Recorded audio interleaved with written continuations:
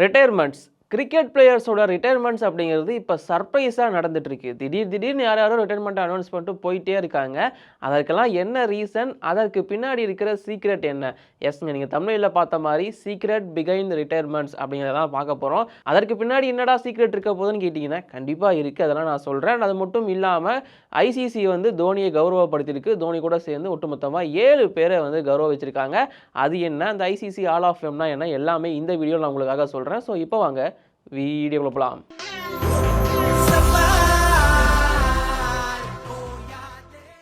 Hello every friends, welcome to all in all sports. நான் உங்கள் sports Nitish. So கொஞ்ச நாளாக வந்து இன்டர்வியூஸ் அப்படி தான் போயிட்டு இருந்துச்சு. நாளாக காணமே அப்படின்னு தேடிட்டு இருந்தீங்கன்னா ஏதோ வந்துட்டேன். ஃபர்ஸ்ட் ஆஃப் ஆல் நான் சொல்ல போகிற விஷயம் ஐசிசி ஆல் ஆஃப் ஃபேம் அப்படிங்கிறது. ஸோ அதை வந்து பார்த்தீங்கன்னா 9th ஜூன் அன்னைக்கு வந்து பார்த்தீங்கன்னா அனௌன்ஸ் பண்ணுறாங்க. 7 பேருக்கு வந்து இந்த ஆல் ஆஃப் ஃபேம் அப்படிங்கிறது கொடுக்கப்படும் அப்படிங்கிறத சொல்கிறாங்க. பேசிக்காக இது என்ன அப்படின்னு பார்த்தீங்கன்னா, கிரிக்கெட்டில் சாதிச்ச, அதாவது ஐசிசிக்கு கீழே இருந்து கிரிக்கெட்டில் சாதிச்ச மிகப்பெரிய லெஜண்ட்ஸ் அவங்களுக்கு வந்து அவங்கள கௌரவிக்கிற வகையில் இந்த ஐசிசி ஆல் ஆஃப் ஃபேம் அப்படிங்கிற ஒன்று கொடுப்பாங்க. இது ஒரு அவார்ட் மாதிரி இல்லை ஒரு கௌரவிக்கிறதுக்கான ஒரு விஷயம் மாதிரி எடுத்துக்கோங்களேன். ஸோ அங்கே வந்து ஐசிசியோட ஆல் ஆஃப் ஃபேமில் இவங்களோட பேர் இடம்பெறும் அப்படிங்கிறது தான் இதோட முழு விளக்கம். ஸோ ஓவரால் பார்க்கும்போது இந்த ஐசிசி ஆல் ஆஃப் ஃபேம் அப்படிங்கிறது வருஷம் கொடுத்துட்டே தான் இருப்பாங்க.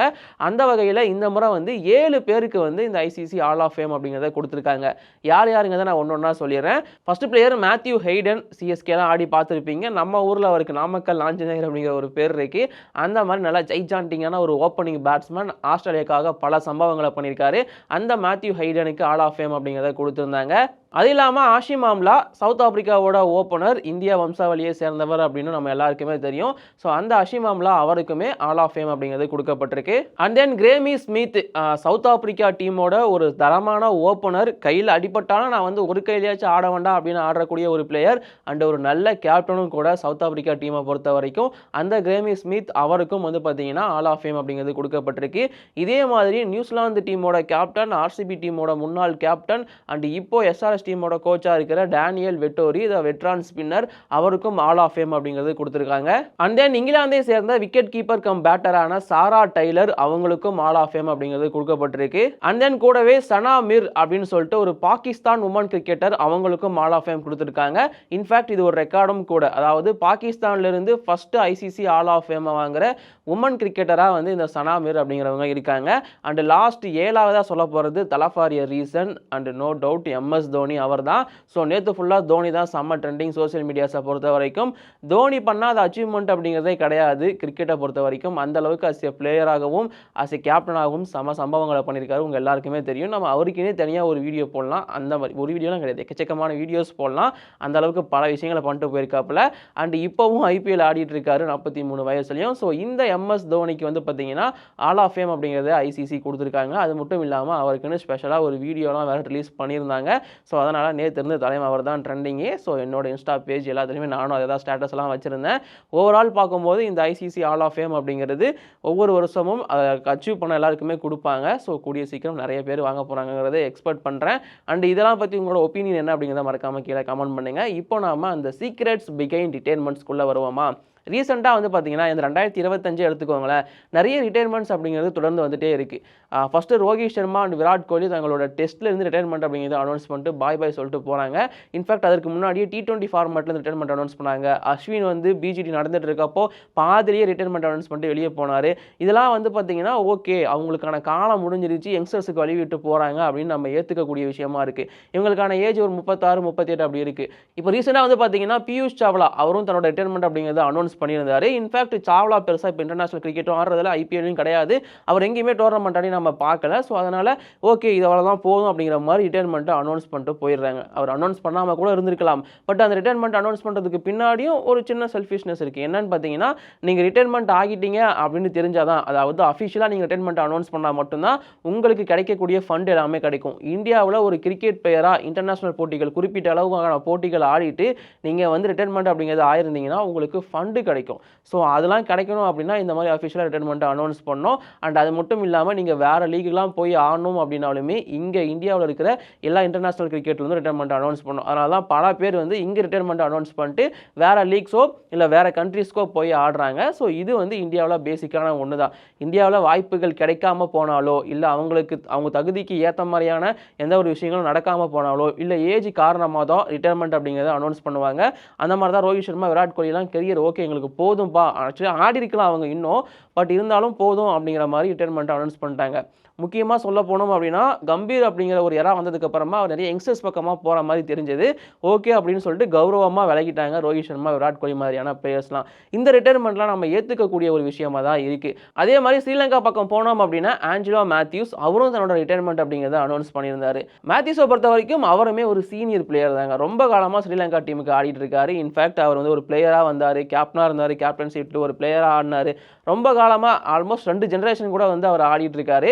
ஸோ அந்த ஆஞ்சலோ மேத்யூஸ் ரிட்டைர்மெண்ட் அனௌன்ஸ் பண்ணதுலையும் ஏஜ் ஃபேக்டர் அண்ட் இதுக்கப்புறமா யங்ஸ்டர்ஸ் பக்கம் போக போகிறாங்க அப்படிங்கிறது இது எல்லாமே ஏற்றுக்கக்கூடிய விஷயமா இருக்குது. பட் ரீசெண்டாக 2 பிளேயர்ஸ் முக்கியமாக T20 ஃபார்மேட்டில் ரொம்ப பெருசாக பேசப்படக்கூடிய 2 பிளேயர்ஸ் ரிட்டைர்மெண்ட் அனௌன்ஸ் பண்ணுறாங்க. அதுதான் ஏற்றுக்கக்கூடிய விஷயமாவே இல்லை. அந்த 2 பேரை பற்றி பார்க்கறதுக்கு முன்னாடி இன்னொருத்தரை பற்றியுமே நான் சொல்லிடுறேன். கிளென் மேக்ஸ்வெல் வந்து ஓடிஐயிலிருந்து தன்னோட ரிட்டைர்மெண்ட் அனௌன்ஸ் பண்ணுறேன் அப்படிங்கிறத அனௌன்ஸ் பண்ணார்.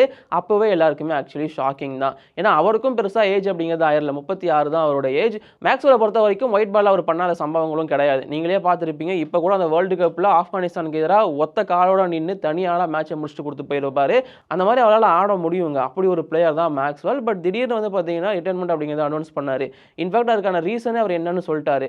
எனக்கு வந்து அடுத்த வேர்ல்டு கப் 2027 வரைக்கும் ஆடணும்னு ஆசை தான். பட் அது வரைக்கும் இந்த டீமில் வச்சிருப்பாங்களான்னு எனக்கு தெரியல. ஸோ அதனால தான் நான் ரிட்டைர்மெண்ட்டை அனௌன்ஸ் பண்ணுறேன். எனக்கு இந்த ஒரு சீரீஸ் 2 சீரீஸ் ஆடிட்டு இருக்கணும்னு அவசியம் இல்லை. அதுக்கு நான் இப்போவே வந்து ரிட்டைர்மெண்ட் அனௌன்ஸ் பண்ணிட்டு போகிறேன். எனக்கு பதிலாக ஒரு யங்ஸ்டர் அந்த இடத்துக்கு வரட்டும், அவங்க ஆடிட்டு போட்டோம் அப்படிங்கிற மாதிரி மேக்ஸ்வெல் சொல்லிட்டு இறங்கிட்டாரு. இப்போதைக்கு T20 இன்டர்நேஷனல் மட்டும் தான் அவரோட பேர் இருக்குது. கூடிய சீக்கிரம் அந்த ரிட்டைர்மெண்ட்டையும் அனௌன்ஸ் பண்ணிடுவார்னு எக்ஸ்பெக்ட் பண்ணப்படுது. ஓவரால் 36 வயசு ஆயிடுச்சு. ஓகே, இவருக்கு ஒரு ஏஜ் ஃபேக்டர் இருக்குது, அதுவும் நாம் ஏற்றுக்கக்கூடிய விஷயம் தான். பட் இந்த பக்கம் வந்தோம் அப்படின்னா சவுத் ஆஃப்ரிக்காவை சேர்ந்த ஒரு விக்கெட் கீப்பர் கம் பேட்ஸ்மேன், ரொம்ப தரமான ஒரு middle order batsman, in fact finish பண்ணி கொடுக்க முடியும், அதிரடி பேட்ஸ்மேன், ஸ்பின்னெல்லாம் சும்மா வெறித்தனமாக அடிப்பார், கிளாசன். ஸோ இங்கே என்ரிச் கிளாசனை பொறுத்த வரைக்கும் வயசு 33 மட்டும்தான். ஒட்டு மொத்தமாக இன்டர்நேஷ்னல் கெரியர்லேருந்தே, அதாவது இன்டர்நேஷ்னல் கிரிக்கெட்லேருந்தே தன்னோட ரிட்டைர்மெண்ட் அனௌன்ஸ் பண்ணுறாரு. இது எல்லாருக்குமே ஒரு பெரிய ஷாக். என்னடா நடக்குது இங்கே, எதுக்குடா இந்த இன்டர்நேஷ்னல் கெரியர் அவர் வந்து முடிச்சுக்கிட்டாரு அப்படிங்கிற மாதிரி நிறைய பேர் பேசிகிட்டு இருந்தாங்க.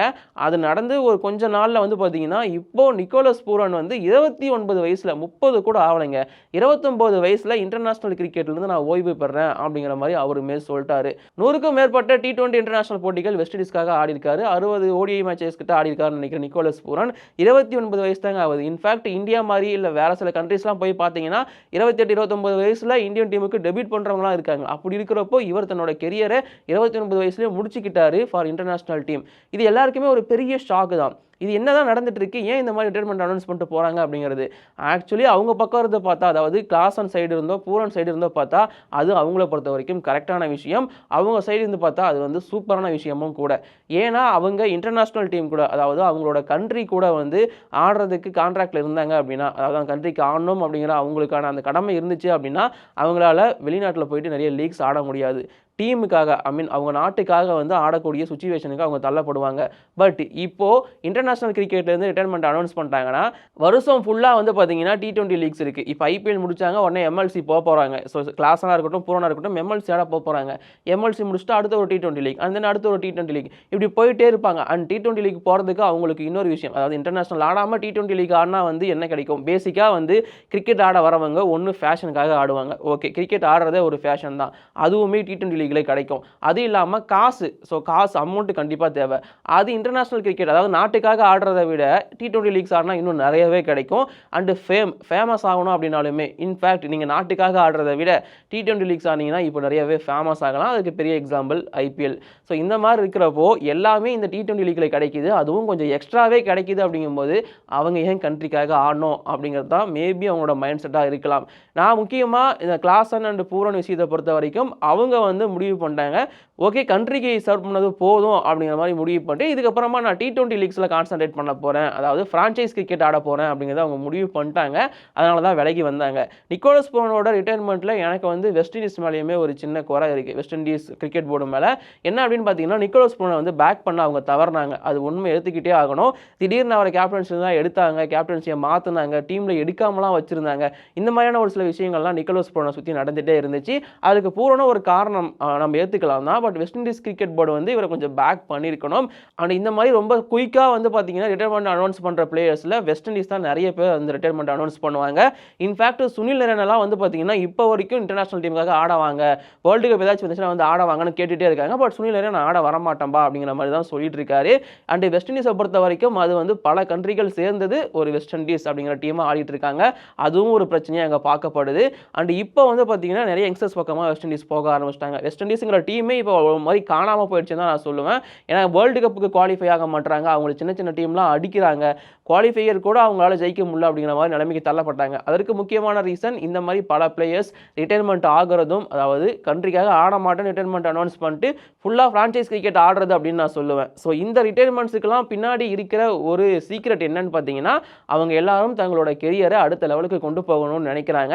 கண்ட்ரிக்காக ஆடினா கௌரவமாக இருக்கும், எஸ் ஒரு நல்ல பேர் கிடைக்கும் தான், இது எல்லாமே ஓகே தான். பட் இதெல்லாம் விட ஒரு கிரிக்கெட்டராக காசு வேணும், ஃபேம் வேணும், இதெல்லாம் இருக்கணும்னா ஃப்ரான்ச்சைஸ் தான் ஆடி ஆகணும். ஒரு பிளேயராக ஒரு தனி ஆளாக நீங்கள் போய் யோசிச்சு பார்த்தீங்கன்னா அது கரெக்டாக தான் இருக்கும். இங்கே கண்ட்ரிக்காக ஆடாமல் போய் ஃப்ரான்ச்சைஸ் கிரிக்கெட் ஆடுறானே அப்படிங்கிற மாதிரிலாம் நீங்கள் கேட்க முடியாது. ஏன்னா ஃப்ரான்ச்சைஸ் கிரிக்கெட்டு எல்லா இடத்துலையும் நார்மலாக நடத்தப்படுது. ஸோ இது வந்து பேசிக்காக இருக்கிற ஒரு விஷயம் தான். ஸோ இந்த மாதிரி நிறைய பிளேயர்ஸ் கூடிய சீக்கிரம் ரிட்டையர்மெண்ட் அப்படிங்கிறத அனௌன்ஸ் பண்ணுவாங்க அப்படிங்கிறது எதிர்பார்க்கப்படுது. முக்கியமாக வெஸ்ட் இண்டீஸ், சவுத் ஆப்பிரிக்கா மாதிரியான டீம்கள் இருந்து. பட் மற்றபடி இங்கிலாந்து, ஆஸ்திரேலியா, இந்தியாலாம் அவ்வளோ சீக்கிரம் ரிட்டையர்மெண்ட் அனௌன்ஸ் பண்ணுறான் போகிற டீம்ஸாக பிளேயர்ஸ்லாம் இருக்க மாட்டாங்க. ஸோ இதெல்லாம் பற்றி உங்களோட ஒப்பீனியன் என்ன அப்படிங்கிறத மறக்காமல் கீழே கமெண்ட் பண்ணுங்கள். இப்போதைக்கு இந்த வீடியோ நான் முடிச்சுக்கிறேன். தேங்க்யூ.